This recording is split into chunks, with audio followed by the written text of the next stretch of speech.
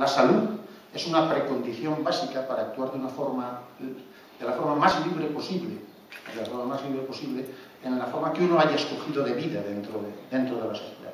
Si una persona no tiene una salud por diversos motivos, pues va a tener problemas de acceso muchas veces a muchos lugares.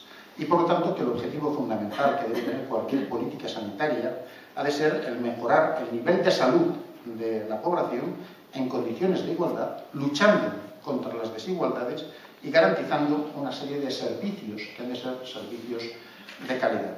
Hay otra cosa que también es importante, y es que la salud no solamente depende de los profesionales sanitarios ni del sistema de salud, que la salud depende de una serie de múltiples factores y que por lo tanto depende de que los gobiernos correspondientes, el gobierno de la nación, los gobiernos autonómicos, tengan una serie de políticas. La salud depende de políticas de infraestructuras. No es lo mismo tener unas buenas carreteras que no tener unas buenas carreteras. La salud depende de políticas de vivienda. No es lo mismo que la gente viva en una vivienda digna, una vivienda con condiciones, a que no viva en una vivienda con condiciones. La salud depende de políticas educativas, la salud depende de políticas culturales.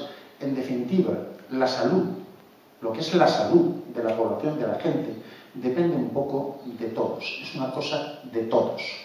También, evidentemente, de las políticas sanitarias. Pero lo digo esto porque, mirad, cuántas veces se evitarían servicios traumatológicos si las calles, si las carreteras estuvieran en unas condiciones determinadas, hubiera menos accidentes, hubiera... Bueno, pues todo esto depende, evidentemente, de múltiples factores.